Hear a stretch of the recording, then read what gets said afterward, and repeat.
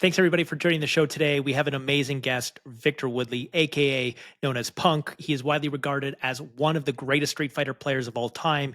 He's competed in every season of the Street Fighter League, earned multiple Capcom Cup appearances, and during his time representing my former eSports org, Team Reciprocity, he finished second overall at Capcom Cup 2019 while winning multiple major tournaments such as Final Round, the Mix-Up, Combo Breaker, and First Attack, to name a few. He first made history in 2017 by winning the Eleague Street Fighter V Invitational, taking home $150,000 first place prize and earning him national TV exposure on TNT and one of the biggest single event payouts in FGC history at the time. He's also won Evo, which is insane, in 2024 and made him the first American to win Street Fighter title in Evo in over 20 years. He's still going strong. In 2025, he's already secured third place finish at CEO, proving that he is still as dangerous as ever. Please welcome Punk. How are you doing, man? Oh, thank you, man. It's nice to be here. Yeah, dude, it's been a minute. The COVID. It was amazing having you with me on Team Reciprocity, and we did great things. But COVID happened and gave my life and gave a lot of people a lot of shit to deal with. So again, appreciate you. You've been one of the most pleasant players and talent I've ever had the pleasure to work with. And again, I'm super grateful for you taking the time to jump on a call today and ask you a bunch of questions. So are you ready to dive into it? Yeah, I'm ready. All right, dude. So so let's get into like your early career. How did you discover like fighting games? Like how was that your niche? Because again, at that time, you had probably big IP like Halo and Call of Duty bursting onto the scene. What was it that drove you to want to play like melee games? Uh, I think it's just honestly growing up with my brothers. That's the Mm. games that they kind of played when I was growing up. So I just kind of played those games with them. So I never really, I guess, was attracted to the Halos and stuff. Though I did play like Call of Duty growing Mm. up, but I think my main thing has always been playing fighting games because that's just kind of what I grew up on with my brothers. Right. And then what was the deciding moment of like, okay, so you're playing with your brothers, your friends, all of a sudden like, hey, I think I'm pretty good at this. I want to try this competitively. Like what was that moment, and what was your first kind of entry into, let's say like a local tournament or an online little tournament? Yeah, so honestly, I never really thought about going pro when it just kind of happened.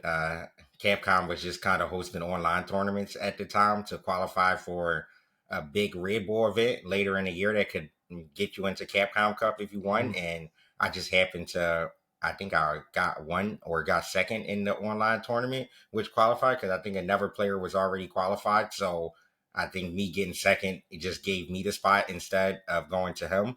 And I think from there, it just kind of everything just kind of worked out. I ended up doing well at the Red Bull event, which I got third at. And then I think from there, my career just kind of kicked off. Okay. Interesting. That's crazy, dude. And like, who knew that venturing in you would become one of the greats, right? That's pretty. That's insane. So being one of the greats, what is the origin story of your gamer tag? Was there was there a specific thought process or inspiration, or was it one of those at the time auto generated Xbox Live type tag situations? So my name originally was always just based off of CM Punk, the wrestler. It's like Okay. my favorite wrestler. And I feel like when I was transitioning into my career, I just kind of couldn't stay with his whole name. So Right. I just kind of took the CM off and just stuck with the Punk part. And yeah, that's pretty much how my name came about. Hell yeah. Hey dude, that's awesome. Look, man, drawing inspirations from heroes, that's great, dude. My gamer tag Shades of Nades was inspired from Naded and in Halo throwing lots of grenades. Yeah. So yeah, man.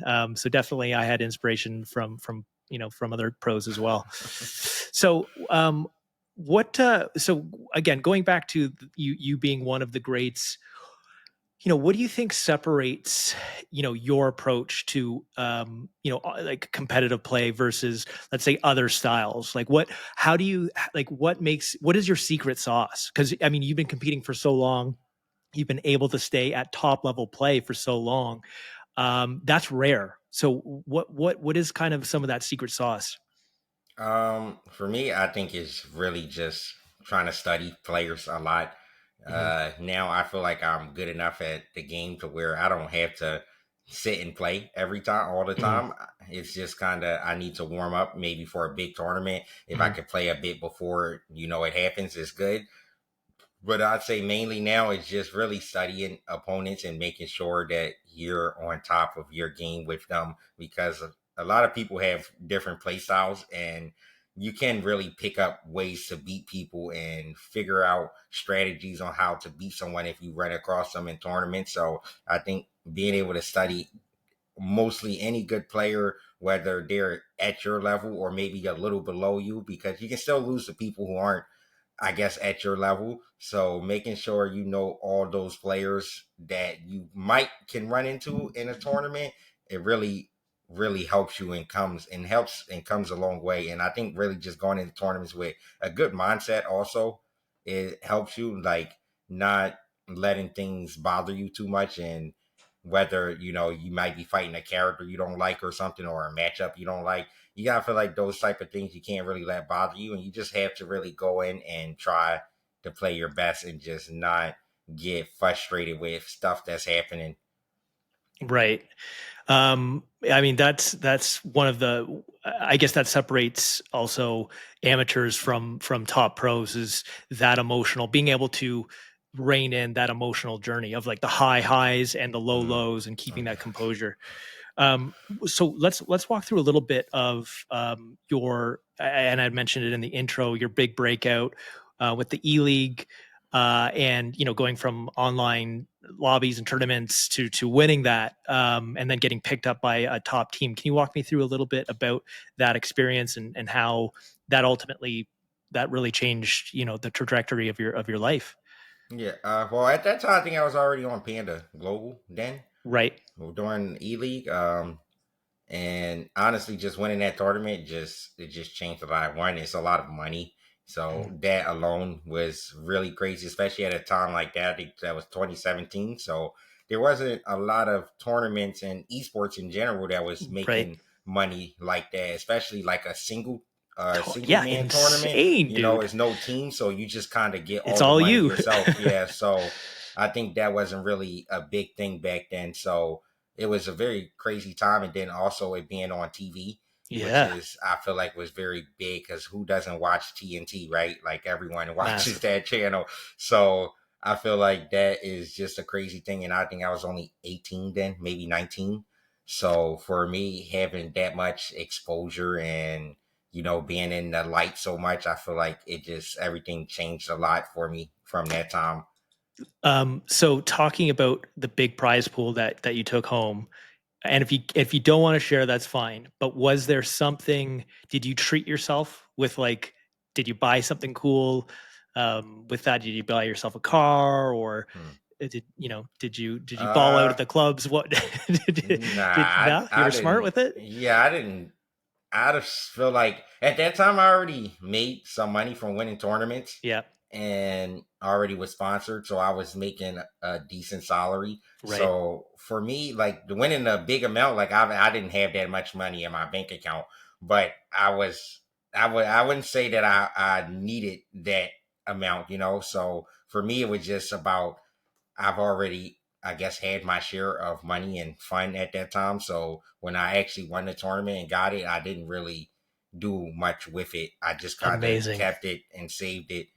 Good for you. Honestly, I'm so happy to hear that, because so many times, I mean, look at, how many times has this happened throughout pro sport history, right? Like whether it's NBA or boxing or what Mm. have you, actors, you know what I mean? I'm happy to hear that you put it away for a rainy day. So let's going back to kind of tournament play. How do you decide like what character that you're going to main for a tournament? Like what goes into what is the process that goes into deciding that for you? Hmm. For me, honestly, it's just about if I like the character, Okay. and then if I like them, I need to know if I feel like they're strong enough to win in tournaments. Because it just can't be all about me liking a character. Right. Because as a professional player, you don't really want to play tournaments with a lower tier character. It's just going Right. to decrease your chances of winning, and then maybe down the line you start losing sponsorships and stuff. So Right. for me, it's just about me wanting to like the character, and then Mm. if I feel like they're good enough to compete at a high level, then that's when I'll decide that I want to play them in a tournament. Right. So so then I guess going back to just like practicing can and I've heard this and correct me if I'm wrong here, but there's a major difference of like trying to practice, let's say on online versus because of the delay, right? The input Mm. delay, connection delay. Do you in your career have you spent would you spend more time playing like practicing on LAN and against other pros, or do you still would you say put a lot of time into like on online play? Mm. I think online mostly still Yeah. Okay. because it's Interesting. just a lot easier. And Sure. as time's coming, the netcode was improving a lot for Okay. fighting games. So Okay. Street Fighter 6 netcode is probably the best it's been Awesome. ever for fighting games. So it's pretty good that we can play against most players in America, at least, Mhm. or in North America, like Canada and Mexico. We can play against a lot of those players, and the internet is mostly okay. So for me, I just mostly spend it online unless I travel to like Japan or something, and then I Right. go there to practice with those pros to play offline mostly. So usually I'm just practicing online and trying to study players from watching their matches. Right. Right. Interesting. I mean that makes sense, right? Because like logistically, unless you're Bill Gates with your private jet constantly flying back and forth to Japan, it's yeah that makes sense. So again, you've been in a ridiculous amount of tournaments. You've won an insane amount of tournaments. Walk me through like any that stood out to you specifically. Obviously, Eleague here, but was there another event that you were really proud of? And if so, why? And it could be, and actually, Hmm. and I'll pivot this question as well, or it could be even a loss. Like, was there a specific tournament moment that has stuck with you, um, the longest? Yeah. Well, definitely me winning Evo now. I feel like it's probably my favorite win. It's the thing I wanted to do the most in my career, and being able to do it, especially from when I first started in 2017, getting second place to being able to win it in 2014 and getting third in 2013 or 2023.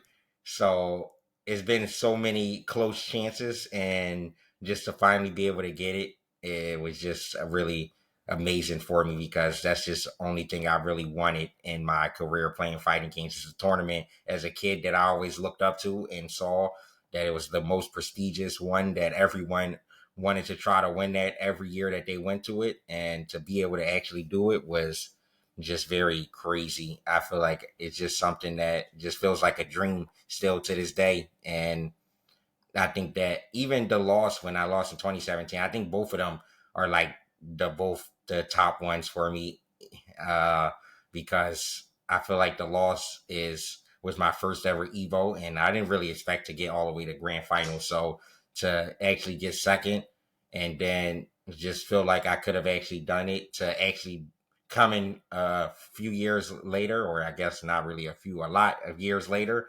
and to actually win it was just both of those moments. I feel like there's just two moments I'll never forget: the loss and being able to win it. Both the emotions were just crazy. So those are two things I could never forget in my career, I think. I mean, that makes sense. It's like the cream of the crop, the most epic, and probably would you say the largest audience attendance as well? Yeah, for Yeah, sure. for sure. Yeah. So that's huge. That's do you get to keep the trophy or does the team keep the trophy? Yeah, no, I have the Okay, trophy. no, hell yeah. Yeah. Okay, good. Good. Good. Um, okay, so going back to like you talked a little bit about, practicing and like online and then LAN. Um, and studying footage. What is your training? and again, you don't have to spill all the secret sauce, but what does your training regimen look like now? Like, how do you continue to stay sharp as a veteran player? Like, there's a few greats. Like another great example is like Snipe Down. Like he's getting Nah. older, but he's still able to like play at a top level. So you know what? And any little bit of secrets or you know insight that you can share about what you know, how you keep top form? Honestly, I think just for me, it's just about just watching the players. Okay. Really, watching players in Street Fighter, especially Street Fighter Six, is I think one of the most important things because the game itself is not too hard to play Mhm. and to do all of the things that the pros do. That is not the hardest thing. I think the hardest thing is being able one to keep your mental in place when playing Street Fighter Six because it's so crazy of a game and things can happen so fast. A win or a loss can happen so fast.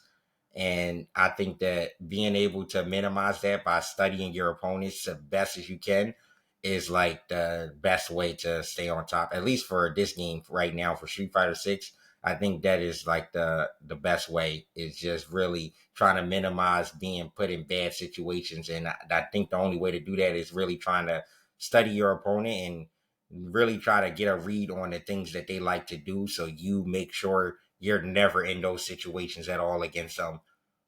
I mean, that makes total sense. Like, I mean, um, you know, coming back from my Halo background, when I was competing, again, we would spend probably just as much time watching VODs of like, you know, the teams that you're going to be Mm, playing to kind of understand like, oh, you know, you know, this one guy always is like lingering here, or this guy always flanks like this. So understanding your opponents and how they, um, you know, how they operate is definitely key to success. Um, so, and again, you touched on this a little bit before, and this is like a critical thing, and really what defines and allows, I think, champions like yourself to break out. But can you talk to me about like, you know, how you deal with like the nerves of and the emotional journey of like some of these tournaments, and then secondly, I just discovered this in the last, let's say, like 5 years, but a thing called beta blockers. Beta blockers is like basically stems from sometimes depending on the medication or whatever, but related to like heart medication that mm. allows you to lower your you know the racing of your heart and helps with nerves. Is that you know is that a thing? Have you heard of that? Is that a thing? I have not heard of that. Yeah, so like a lot of people, actors or famous musicians, or people who have to present in front of like large stadiums, they'll sometimes take what is known as like a beta blocker to help lower their nerves. But Mm. so with you, is there like how do you know how do you keep that composure when you have you know 10,000 people in the audience and it's like the stakes are so high and it's just like, especially with the type of game that you play, it's like split second reaction times. You know what I mean? Yeah. Um, is it just experiences? Have you always been able to keep your cool? Like how do you handle that? Um, for me, I think it's really no exact way to handle nerves. It's just about the person. I think some people they just get too nervous to where they can't play or perform Right, as they usually would. For me, I think it's just about realizing that as long as you try your best at a tournament and you play to your best ability, then no matter what the outcome is, you should be happy with how you perform. right, So is that's my big thing. As long as I feel like I'm playing my best that I can play, whether I win or lose, I'm very happy with my performance. And I feel like if I lost, then there's probably something I can take away from losing. That's okay. So you know, you got to take some losses to get to the biggest part of the mountain sometimes. So you know, just taking losses and not really letting it get to you because, no one wins everything in life. You're right, going to lose sometimes, and being able to realize that before it happens, I think is the best way to cope with losing is that, if you go into a tournament thinking you're only going to win, then you're going to be extremely sad every time you lose. So going into tournaments, realizing that, there is a good chance that you don't walk away the winner, especially in a game where it's just 1v1. So there's only one winner at the end of all of our tournaments, and there's over 50 great players that can win any of these tournaments. So, you just have to realize that it might not be your week that week. And I think that helps a lot with my nerves. And also, I like to always check my posts a lot of times before I play big matches. I always check my posts to see if my heart is going crazy or not. And if it is, a lot of times I won't start the match yet, and I'll wait a bit until I feel like my heart rate went down some, and I actually feel like it's not as much nerves anymore. So that's another big thing for me that I like to do before big matches.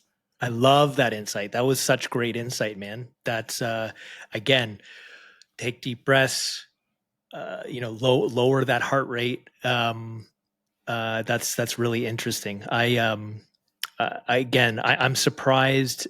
Again, throughout my whole esports career, I never heard of beta blockers, and I'm Yeah. surprised that you know that I haven't heard of those things. And I think that would, I mean, for me, back in when I was playing, that would have helped me 100%, because like you get cold hands in this in at the Yeah. MLG, like, what I mean, on the land floor, you're nervous, you got cold hands because you've been resting, like waiting to play, and then the nerves affect like those micro twitches for like the sweep snipes and all that stuff. So yeah, man, that's awesome insight that you just provided there.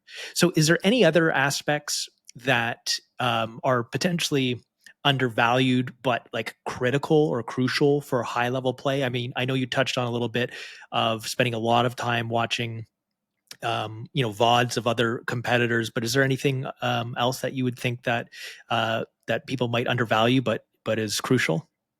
I think people maybe not watching when they win matches also. Mm, I think that is a big part, especially if you're going into a match versus a player that you played again.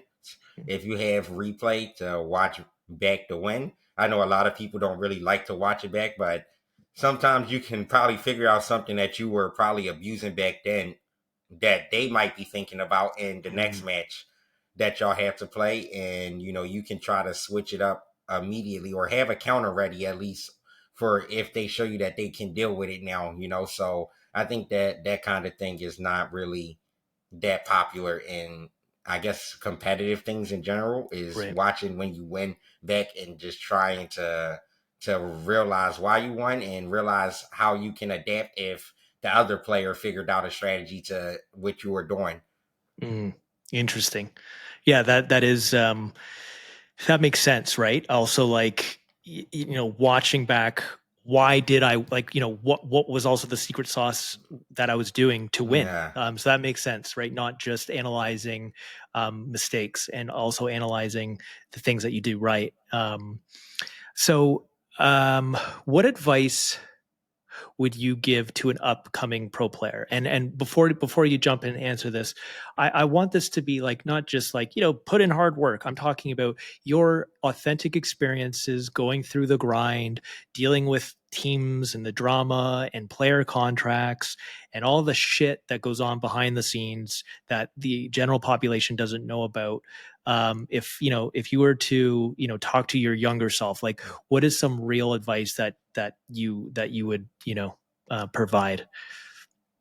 Um, I think for me, luckily, actually, in my career, I have not been or I had any bad sponsor problems or stuff like that. So I think I'm very lucky to not have experienced that or actually know how those type of things feel in esports. I Mhm. think every team I've been on have, fulfilled the contract out pretty much to the end. And, I've never had any trouble with, I guess, payments or saying things like that, like getting travel fees covered or anything like that. I feel like I've never had any trouble with, thank God. And so for me, I feel like it's a little harder to give advice out to people like that. You've been blessed. Yeah, I've been very lucky, but I've heard of the nightmare stories from other people, and what I would say is just really you just have to know your worth and what you mean in whatever community you're in, and just make sure that you don't let people undervalue you, because a lot of people just like to get a jersey or something like that, and they don't really get much more out of that contract. So I would just tell people stop trying to aim for jerseys. If you can do it on your own, do it on your own as long as you can, and try to find something that you feel like is the best for you, Never go for anything that you feel like you just have to do it because you just feel like you need to. If it's not anything good, then you should just keep it moving until something along comes better your way. Because if you're doing it yourself at the start, then you can probably do it yourself for a little bit more. And then, the more you keep doing good. And also, I would tell people that if you want to do stuff like, I guess, video games professionally, you really want to make a good social media presence also. You don't want to just try to become a pro and live off of that because it's very hard unless you're literally the best of the best. And even then, you never really know when your time in the game could be over and some new person is coming over to take their throne. So definitely want to create a good brand for yourself and just make yourself recognizable outside of just being good at the video game that you play. And I think that that's pretty much what I would tell people.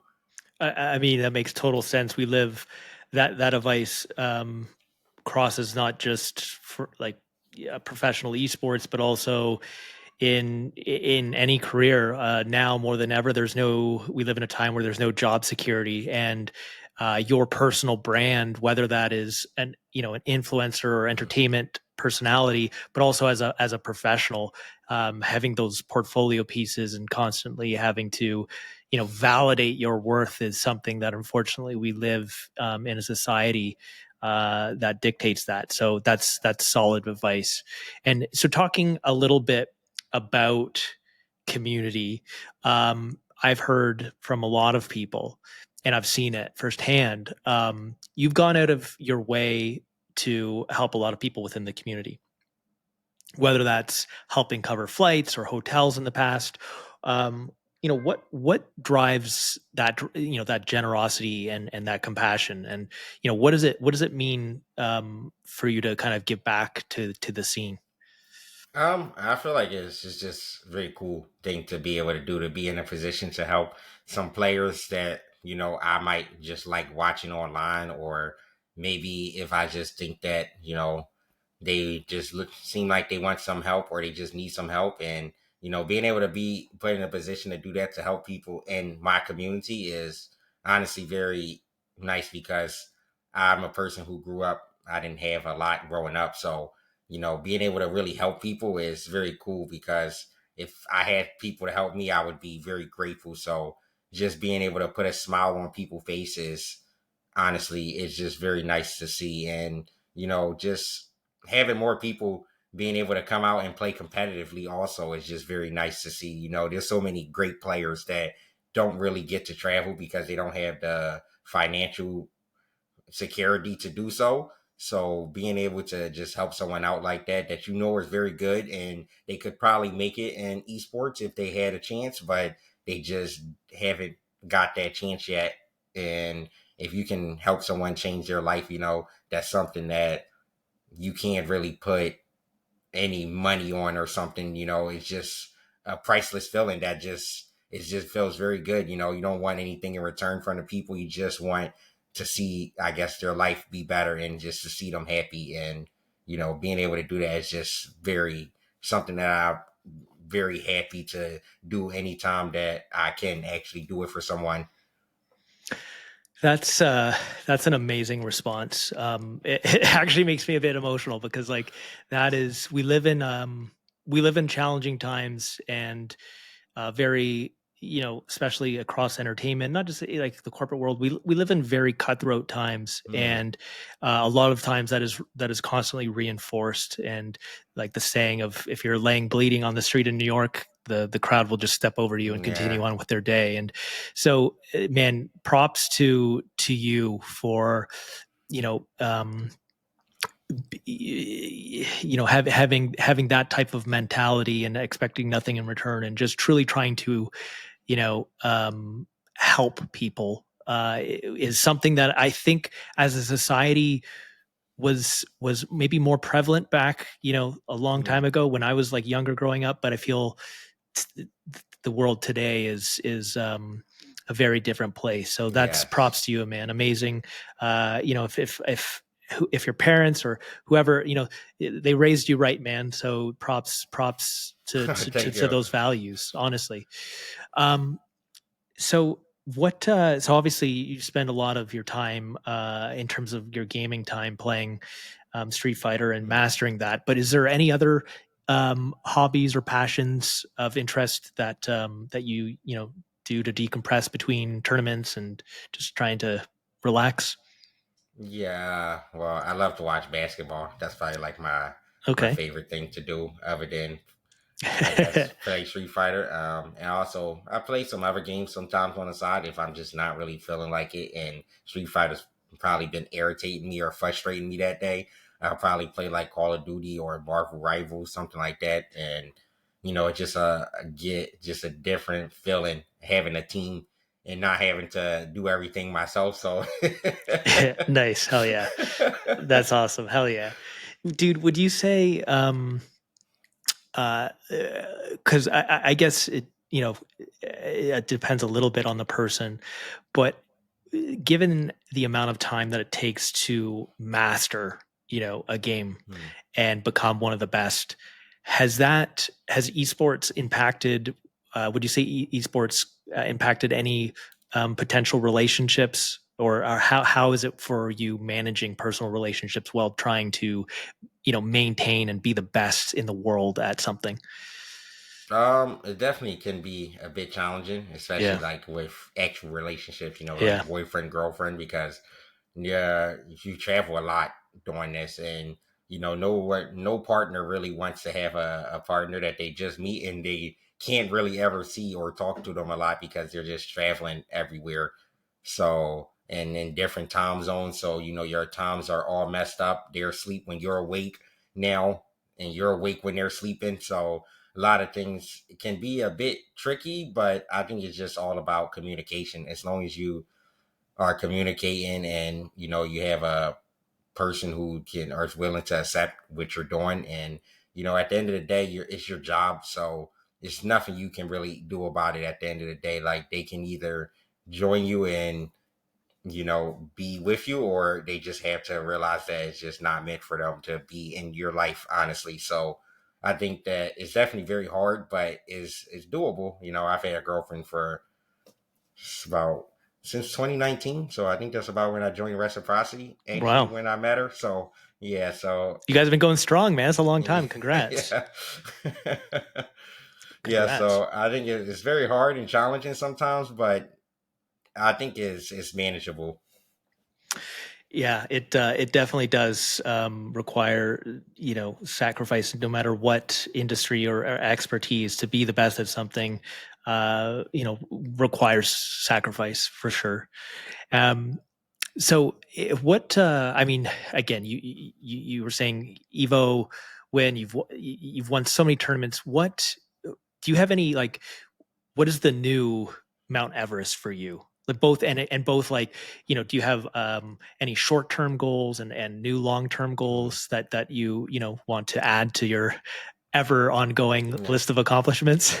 Well, I guess now I want to win Capcom Cup, Yeah. because now you win $1 million for Oh winning Capcom Cup. shit. Yeah, so it's a bit different from back then Whoa. when I was on Reciprocity, where I think you Whoa. only won like 250. Yeah. Now you can win $1 million for that, and Wow. then we also have EWC now, which is the big tournament in Saudi Arabia, which is about Mm, 300K for winning first. nice. And just those two tournaments, I think right now have a lot of prestige Yeah. in them, and there's a lot of money. But I feel like if you want to be the best in your field in Street Fighter, then you have to try to win those two tournaments now. So Right. that is the ones I'm looking for. And also Street Fighter League, I want to win Worlds, because I got there last year with my team, but we end up getting second. So I want to actually feel how it is to win with my team together, which is like a group of friends of mine. So just being able to win with my friends, I think that would be a very cool feeling. So I hope that we can also get that this year. And I feel like those are the three big things right now that I would like to check off my list of being a pro. Oh well, listen, those are you know those are no small feats, but you are who is more capable than you to accomplish that, man. So again, I'm in your corner. I'm always checking in on you every once in a while to see I how you're appreciate doing it. on the, I guess it's X now, not no Yeah. longer Twitter, but just to see how you're doing. And it's awesome that you're still killing it. So definitely will be cheering you on as you try to tackle these new goals. Switching gears to just kind of more leisure random questions.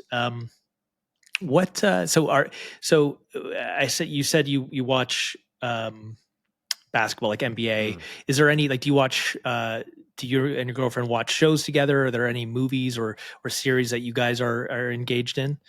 Yeah, there's some things that we like to watch together. She makes me watch, I don't know if you know a show called Love is Blind. I've So, heard of it. I haven't seen it, but I have heard of it. I've had a lot of work colleagues that watch it. So okay, that makes sense. That makes sense yeah. that she drags you into that. That's Yeah, funny. so we Yeah. watched that together, and it's honestly very enjoyable. I've watched the last two seasons with her, and Okay. it's a very funny show. And we watched some other stuff together, like some Japanese shows, like Oh, anime Alice and in stuff. Okay. Borderland. Not anime really, Okay. because she's not really likes anime, but I Sure. love anime, so I watch that by on myself. your on your yeah. Yeah, on my own time, I watch it. But you together, we watch a lot of just like regular TV shows. When I'm by myself, I never watch TV shows. I only watch anime. So Right. it's a good change up of how I guess I've been living my whole life because I've just never been a TV show type of person, and now I get to watch some pretty good TV shows with her, so I'm not complaining.